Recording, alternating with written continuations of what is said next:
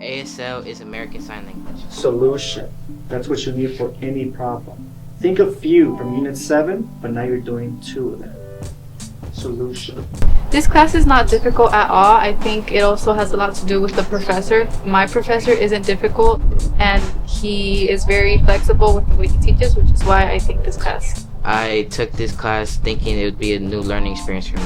I had difficulties in the start trying to get myself used to the signs and like how I would sign different words, but over time you start to memorize them, and once you start doing ASL on a regular basis, it comes easy to you and it's like almost natural. I wanted to know more about ASL because I had an interaction with someone who was deaf, and after that I felt bad that I couldn't understand them properly, so that's why I took the class.